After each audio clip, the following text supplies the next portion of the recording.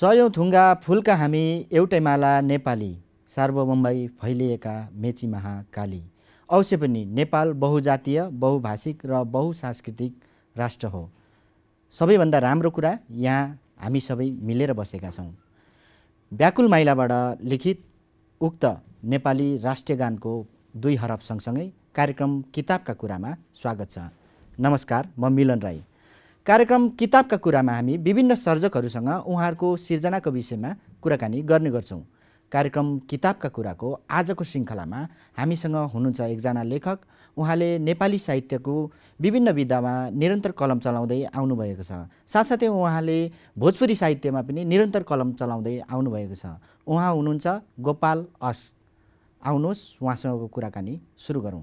नमस्ते, स्वागत छ तपाईँलाई। धन्यवाद, नमस्कार। तपाईँको लेखन यात्राकै विषयमा कुरा गरौँ न सुरुमा। हजुर हजुर। तपाईँले करिब 50वटा पुस्तक लेख्ने कुरामा तपाईँले आफ्नो सक्रियता देखाइसक्नु भएको छ। हो। कसरी विचार पलायो तपाईँलाई साहित्य क्षेत्रमा कलम चलाउनुपर्छ भन्ने लेखन क्षेत्रमा? त्यो निश्चित रूपमा पढाइको अध्ययनको दृष्टिकोणले पनि हो। पृष्ठभूमि अब मेरो बुवा रामायण पढ्ने, महाभारत पढ्ने, गीता पढ्ने त्यो वातावरण चाहिँ घरमा थियो। धेरै पछि थाहा पाएँ मेरो बुवा पनि लेखक नै हुनुहुन्थ्यो, तर उहाँका कृतिहरू, कविताहरू, गीतहरू प्रकाशित हुँदैन थियो। त्यतातिर उहाँ चाहिँ जानु भएन। तर लेख्ने कुरा र त्यो सुरुमा प्रारम्भिक अवस्थामा उहाँबाट मैले घरबाट नै भनौँ न, बुवाबाट खास गरी प्रेरणा पाएँ। र पढ्ने क्रममा जब एजुकेसन भयो, म कक्षा 3 देखि नै गाउन सुरु गरिसकेका थिएँ आफ्नो गाउँमा। हालसम्म कस्ता कस्ता विधामा कलम चलाउनु भयो अलिकति बताइदिनुहुन्छ? म तपाईँलाई पनि थाहा छ, साहित्यमा मुख्य रूपमा 2टा विधा हुन्छन्, गद्य र पद्य। पद्यमा अब महाकाव्य, खण्डकाव्य, गीत, गजल, हाइकु आदि रचना हुन्छन्। काव्य नाटक पनि त्यसैमा आउँछ। यी सबै विधामा मैले कलम चलाएको छु। अनि गद्यमा कथा हुन्छ, उपन्यास,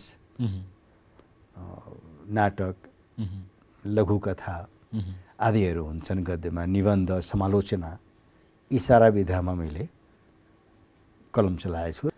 यो भोजपुरी भाषाको विषयमा कलम चलाउनुपर्छ, लेख्नुपर्छ भन्ने कुरा चाहिँ कसरी सुरु भयो? भोजपुरी भाषा त मेरो मातृभाषा हो। आफ्नो भाषामा मौलिक सृजन गर्नु राम्रो कुरा हो। त्यो फर्स्ट, त्यसको स्ट्यान्डर्ड त्यही हो, मौलिक सृजना, कथा, कविता, उपन्यास, महाकाव्य, खण्डकाव्य लेख्नु। तर यसका साथसाथमा प्राज्ञिक काम पनि गर्नु आवश्यक हुन्छ। अब त्यसमा अब समालोचना किताबहरू, एजुकेसनका किताबहरू, शिक्षामा टेक्नोलोजीका, विज्ञानका किताबहरू चाहिँ गयो भने त्यो पनि एउटा वाङ्मयका कुराहरू हुन्। र म अब 3 भाषामा, 4 लेख्न त 4-5 भाषामा लेख्छु, तर विशेष रूपमा नेपाली, भोजपुरी, हिन्दी र इङ्ग्लिसमा लेख्छु।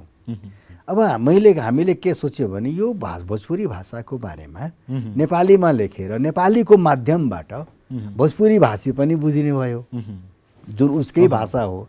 र नेपाली भाषाको माध्यमबाट त पुरा देश हाम्रो बुझ्यो नि त।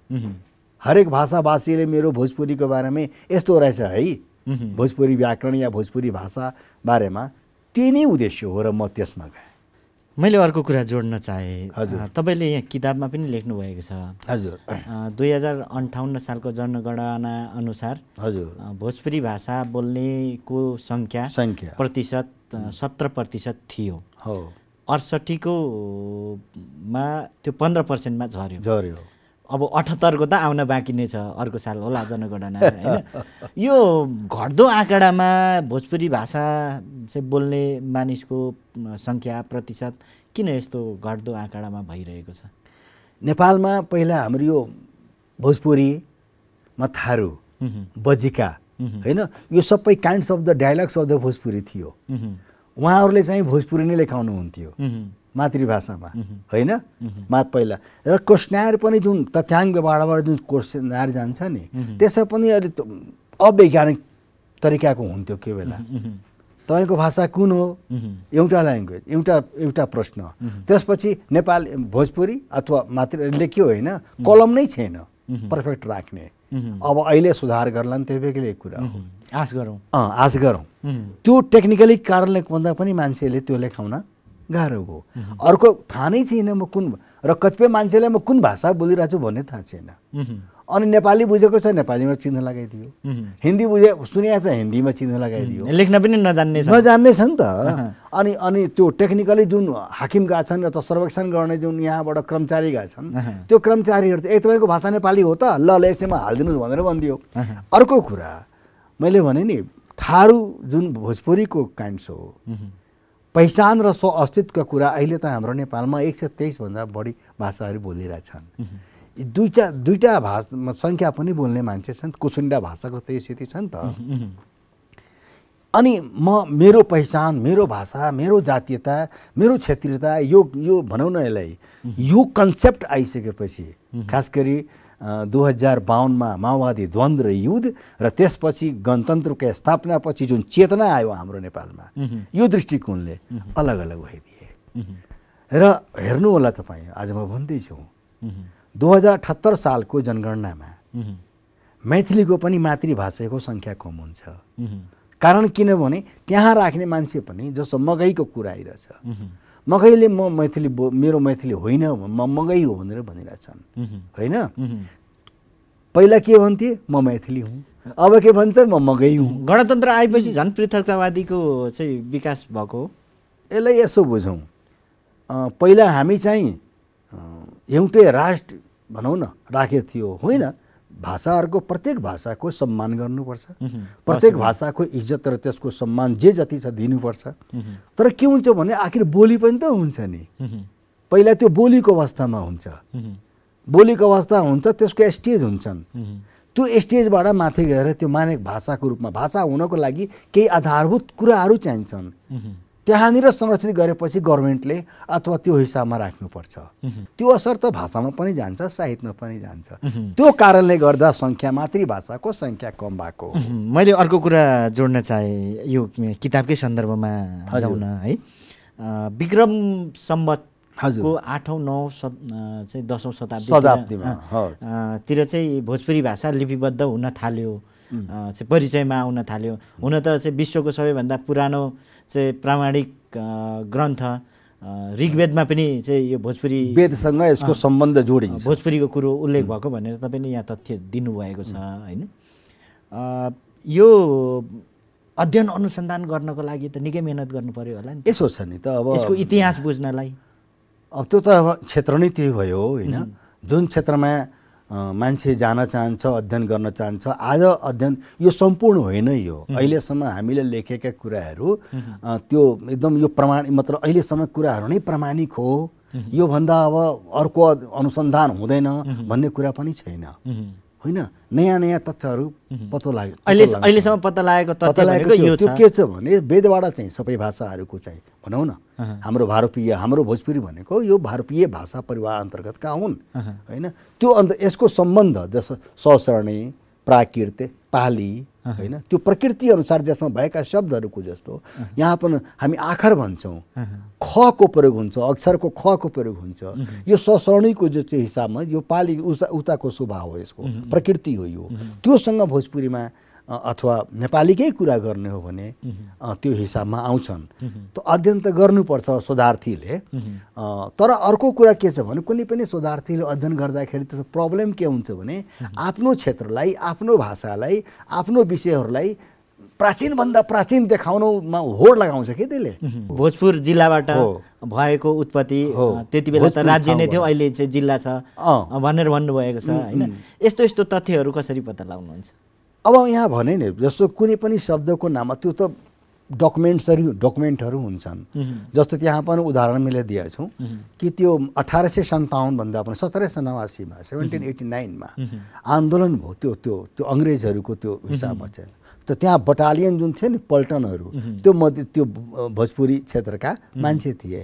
त उनीहरूले जुन सेन्टेन्स बोले नि त आफ्नो भाषामा बोले। मानुस तपाईँले मलाई राई भाषा बोल्नुहुन्छ भने त म बुझ्दिनँ नि त। त्यो प्रसङ्ग लेख्नु त्यो प्रसङ्ग छ नि त। उनीहरूले भने अर्को के भन्छ भने यसो नगर है, फेरि उसले कहाँ गएर हामी चाहिँ खानुपर्छ अथवा के गर्नुपर्छ गाह्रो हुन्छ। मुला कुखुराको कुरा हुन्छ नि त। अर्कोचोटि त छोरी चेलीको कुरा हुन्छ हुन्छ भने जस्तो भानुभक्त ज्यूले हाम्रो आदिकवि भानुभक्तले जुन रामायणको अनुवादको अनुवादै हो त्यो अयोध्याकाण्डको अनुवाद हो आफ्नो भाषामा अलिकति अनुसृजन गर्नुभयो। त त्यसमा जुन भनौँ गर्या भन्या खाया भन्दैछ नि त। आजको नेपाली त्यसो छैन, मिल्दैन होइन। तनहुँमा आज पनि त्यो त्यो प्रक्रिया हो त्यो। त त्यसले गर्दा त्यो धेरै डकुमेन्टरी हुन्छन्, गीतमा हुन्छ, पदमा हुन्छ, लोककथामा हुन्छ, लोकगीतमा हुन्छ, लोकनाटकमा हुन्छ। यसरी पहिला त्यो वाचिक परम्परामा जनजीविरोमा त्यो जीवित हुन्छ भाषा, बोलीको रूपमा त्यो हुन्छ फेरि, होइन। त्यसको क्षेत्रहरू अलिक सीमित हुन्छन्। पछि मान्छेको माइग्रेट जब हुन्छ भने त्यसमा विभेदहरू आउन जान्छन्।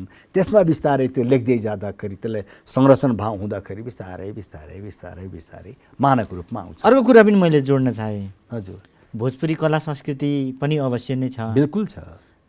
तर यो मैथिली कला संस्कृति जस्तो प्रचार हुन सकेको छैन, किन होला? अब यसमा दुईवटा कुरो छ। केही त सरकारवालाको पनि कमी छ, सम्बन्धित क्षेत्रका मान्छेहरूको, जस्तो भोजपुरी भाषा संस्कृतिहरूसँग पनि आबद्ध भएका मान्छेहरूको पनि कमी हो नि। आफ्नो कुरालाई चाहिँ राम्रो तरिकाले प्रेजेन्ट नगरिदिने यो एउटा कमी हो भने राज्य सरकारद्वारा पनि त्यसलाई संरक्षण गरिदिने, प्लेटफर्म दिइदिने। आज तपाईँले मलाई यो प्लेटफर्ममा नबोलाइदिएको भए यति कुरा त म गर्न पाउँदैन थिएँ, अवसर हुँदैन थियो। तपाईँको के हो, तपाईँले मलाई अवसर दिनु हो। अनि तपाईँले बोलाउनु भयो, यदि म त आउँदिनँ, मेरो टाउको दुखिरहेछ अथवा मेरो घरमा यो छ भने त त्यो भनेको अपर्च्युनिटी त मैले गुमाएँ। त दुइटै कुरा आयो। मल्लकालदेखि नै मैथिलीको सम्बन्ध राजनीतिसँग धेरै रह्यो, होइन। त्यो धेरै टाँसेका सम्बन्ध रह्यो उहाँहरूको राज्य सत्तासँग। फाइदा हो त। जो राज्य सत्ताको करिब रहन्छ, नजदिक रहन्छ, त्यो मान्छेहरू निश्चित रूपमा त्यो फाइदा लिन्छन्। भोजपुरीवाला के गर्यो? खालि आन्दोलन मात्रै गर्यो, बुझ्नुभयो? तपाईँले नेपालको आन्दोलनको इतिहास उठाउनुहुन्छ भने 2007 सालको इतिहास, 36 को, 46 को, 62-63 को जन आन्दोलन मधेसको साराका बिन्दु गोलीहरू सब तराई र वीरगञ्ज आन्दोलन मात्रै गरे, राज्य सत्तासँग नजिक भएन। यो म भन्दिनँ, यो म यो ल्याङ्ग्वेज भन्दिनँ। तर के भयो भने उदासीन रह्यो। आफ्नो पहिचान र आफ्नो कला संस्कृतिलाई प्रेजेन्ट गर्ने मामलामा यो रह्यो। जबकि जुन मिथिला आर्ट भनिन्छ सेम त्यही आर्ट भोजपुरीमा छ नि, सेम त्यही छ। कोहबर बनाउने, त्यो प्रकृतिमा राख्ने, त्यो सुगा बनाउने, हात्ती बनाउने, खोला बनाउने, सेम छ। त्यो भित्तामा जानुहुन्छ भने त्यो पुरा मधेसको कल्चर, तराई मधेसको कल्चरमा जानुहुन्छ भने सबै एक किसिमको आर्टहरू बनाइन्छ। फरक के छ भने त्यो how to present of your arts and culture to others.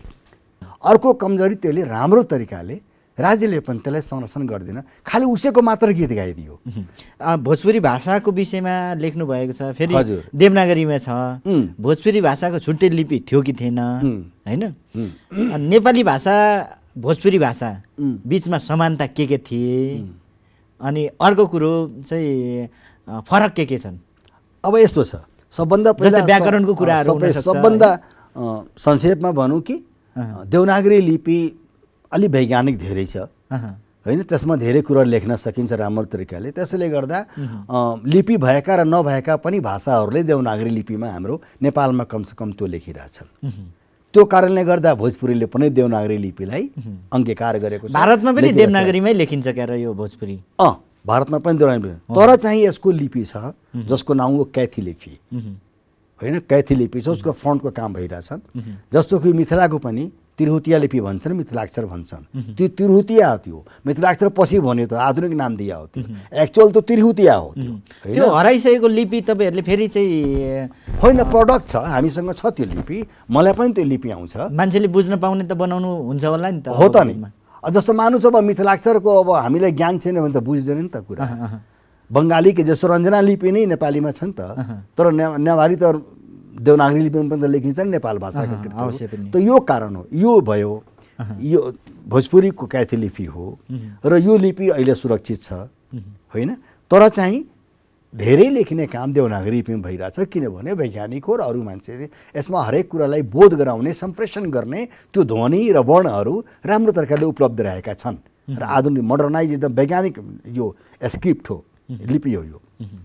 अर्को कुरा तपाईँले भन्नुभयो नेपाली र भोजपुरीको बिचमा समानता। मैले यो अध्ययन तुलनात्मक अध्ययन गर्ने हेतुले किताब हामीले लेखेका होइनौँ, तर हामीले नेपाली भाषामा बुझाउनको निम्ति यो छ है, नेपालीमा यसरी हुन्छ, भोजपुरीमा यसरी हुन्छ, नेपालीमा यसरी भनिन्छ भन्ने कुरा गर्दाखेरि त्यो अप्रत्यक्ष रूपमा यो तुलनात्मक अध्ययन पनि भएको छ नेपाली र भोजपुरीको। तपाईँले पढ्नुभयो होला डाक्टर देवी प्रसाद, जस्तै कतिवटा चाहिँ अक्षरहरू, अक्षर पनि होइन सेन्टेन्स नै, अक्षरहरू चाहिँ जस्तै णहरू भयो, यस्ता शब्दहरू उच्चारणै हुँदैन। अब जस्तो कि धेरै समानता छ। जस्तो हामी भनौँ न मुङ्लिङ भन्छौँ, मुङ्लिङ होइन, ग भन्दैनौँ, अङ्गको प्रयोग हुन्छ, प्रयोग परेको छ होइन। त्यसै गरी हाम्रो भोजपुरीमा पनि बेङ भन्छौँ, बेङ भन्दैनौँ, आँगन भन्छौँ, आँगन भन्दैनौँ। आँगन भनेको हिन्दीको प्रभावले गर्दा हो। पहिला नेपालीमा पनि आँगन लेख्ने गरिन्थ्यो, अब आँगन लेख्ने गरिन्छ, घर आँगन। मैथिलीको पनि यही प्रवृत्ति हो। भोजपुरी र नेपाली दुइटै चाहिँ वियोगात्मक भाषा हुन्, अलग। अब यहाँ के छ भने जस्तो अब केही फरक छ, जस्तो कि ले त छ होइन, होइन मैले त छ होइन, मैले काम गरेँ होइन, मैले यो किताब लेखेँ होइन।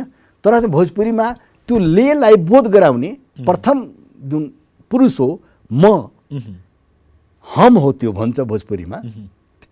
हम यी किताब लेखिने, ले त्यहाँ छैन। तर त्यसपछिका लाग्ने विभक्तिका किरा चिन्हहरू सबै छन्। यो एउटा मात्र समानता धेरै छ, समानता धेरै छ। अर्को कुरा व्याकरणहरू चाहिँ कतिको धेरै मिल्छ, धेरै मिल्छ। जस्तो मानौँ न संस्कृतको एउटा मैले लेखेको छु, गोपाल ओदनम खादत, गोपाल खादतम ओदति, खादतम गोपाल ओदनम। यताबाट उता यताबाट उता पनि गरेर हामीले संस्कृतको वाक्यलाई सम्प्रेषण गऱ्यो भने अर्थमा कुनै फरक पर्दैन। राम इट्स राइस भनौँ न, राम भात खान्छ। नेपालीमा हामी के भन्छौँ, राम भात खान्छ। राम के भयो, सब्जेक्ट हो, भात कर्म भयो, खान्छ क्रिया भयो। त्यसै गरी भोजपुरीमा राम भात खाला, हेर्नुहोस् मिल्यो नि, ठ्याक्कै मिल्यो नि पद सङ्गति त। राम सब्जेक्ट, कर्ता, कर्म र क्रिया। अङ्ग्रेजीमा के हुन्छ भने कर्ता, सब्जेक्ट, भर्ब र अब्जेक्ट। अङ्ग्रेजीमा अगाडि पछाडि आयो, बिचमा आयो नि त होइन। त्यसको वाक्य विन्यास जुन हुन्छ सब्जेक्ट, भर्ब एन्ड अब्जेक्ट हुन्छ अङ्ग्रेजीमा। नेपालीमा के हुन्छ, सब्जेक्ट अनि अब्जेक्ट अनि लास्ट भर्ब हुन्छ होइन। त यो दृष्टिकोणले धेरै शब्दको दृष्टिकोणले त 80% भन्दा बढी एक अर्कोमा चाहिँ समाहित छ नेपालीमा। अर्को कुरा पनि जोडौँ न, भाषिक प्रभाव, अन्य भाषाहरूको प्रभाव हो, अतिक्रमणै पनि भन्छ कसैले होइन। यसलाई चाहिँ कसरी लिनुभएको छ तपाईँले? अरू भाषाले तपाईँहरूको भाषालाई कतिको असर गरिरहेको छ? अब यो भोजपुरीलाई मात्र होइन, आजको वर्तमान समयमा यो बहुभाषिकता भनिन्छ यसलाई, मल्टी ल्याङ्ग्वेजको यो सिस्टम हो। यो एकजनाले घरीमा, तपाईँ पनि आफ्नो घरमा आमा बुवासँग मातृभाषामा कुरा गर्नुहुन्छ, बजारमा गइसकेपछि, बाहिर निस्किएपछि समाजमा साथीहरू भेट्यो भने जसको धेरै बाहुलता छ त्यो क्षेत्रमा भने त मातृभाषा नै प्रयोग हुन्छ। तर सहरी क्षेत्रमा पनि मान्छे के हुन्छ भने त्यो बिचको एउटा लिङ्क ल्याङ्ग्वेज कुरा गरिराखेका हुन्छ होइन। र त्यो एउटै मान्छेले कम्तीमा, अब जस्तो मान्नुहोस् तपाईँ, म र उहाँ, तपाईँ राई हुनुहुन्छ, म चाहिँ अब उताको भोजपुरी भाषी भएँ, तर उहाँ हुनुहुन्छ। अब हामी कुरा गर्दाखेरि त तपाईँ कुरा म बुझ्दिनँ, मेरो कुरा तपाईँ बुझ्नुहुन्न, बिचमा के लिङ्क ल्याङ्ग्वेज के त, इङ्ग्लिस हो त नेपाली, धेरै पढाएको छौँ भने अङ्ग्रेजी, होइन भने नेपाली पनि बुझ्न सक्यो। त्यसै गरी तराईमा त यसलाई अतिक्रमण कुन सेन्समा यसलाई मान्न सकिन्छ भने त्यसलाई कतिकोसम्म त्यसलाई हामी स्टेज दिने, कतिको ठाउँ दिने आफ्नो जीवनमा, त्यो बोध गर्नुपर्छ। अचेल तपाईँ मोबाइलको भाषा हेर्नुहोस्, अहिलेका नयाँ पिँढीले बोलेको नेपाली हेर्नुहोस्, त्यसमा हिन्दीको प्रभाव छैन, अप्रत्यक्ष धेरै इङ्ग्लिसको प्रभाव र हिन्दीको फिल्म र सिनेमाको धारावाहिकको कारणले गर्दा नजानिदो किसिमले पहाडमा बसेका, पर्वतमा बसेका, कुना कुना बसेका केटाहरूले नयाँ पिँढीको हिन्दीका शब्दको प्रयोग गर्छ। मञ्चमा भन्छ म हिन्दी बोल्दिनँ होइन, तर शब्दहरू प्रयोग गरिरहेको हुन्छ, उसले थाहा हुँदैन। त्यो प्रभाव कहाँबाट आएको हो भने सिनेमाबाट, गीतबाट र चाहिँ टेलिभिजनको धारावाहिकबाट। यो प्रभाव हो भाषाको। अनि यो प्रभाव भोजपुरीमाथि पनि छ, नेपालीको अन्य भाषाको पनि छ। त्यसै गरी भोजपुरीका शब्दहरू पनि नेपालीमा आएका छन् होइन, धेरै छन्। मैले अन्तिम प्रश्न राखेँ, दुईटा प्रश्न एकैचोटि राखेँ है त, तपाईँले संक्षिप्तमा उत्तर दिनुहोस्। वर्तमान समय अनुवाद साहित्यको पनि छ। भोजपुरीमा विश्वमा अन्य भाषामा प्रकाशित साहित्यहरू कतिको ट्रान्सलेट भएका छ, अनुवाद भएका छन् होइन? भोजपुरीमा प्रकाशित साहित्यहरू कतिका चाहिँ अन्य भाषामा ट्रान्सलेट भएका छन् र भोजपुरी भाषा साहित्यलाई सम्वर्धन गर्नका लागि समुदायको तर्फबाट, राज्यको तर्फबाट के गर्नुपर्ने आवश्यकता देख्नुहुन्छ तपाईँले? अब यहाँ यो धेरै अलिकति भास्ट फ्राकिलो क्वेसन्स हो जसको जवाब हामी दिन सक्छौँ, तर संक्षेपमा भनौँ। अनुवादलाई म स्वयं अनुवादक हुँ। मेरा अनुवादका नै नेपालीबाट हिन्दीमा र अन्य भाषाबाट नेपाली र अङ्ग्रेजीमा गरेका करिब 1 दर्जनभन्दा किताब छन्। त्यो 50 मध्ये 1 दर्जन त अनुवादकै किताब छन् होइन। त्यो किताबहरूमा जस्तो अब भोजपुरीमा, भारतमा त विदेशी इङ्ग्लिसको पनि साहित्यहरू पनि भोजपुरीमा अनुवाद भएको छ होइन।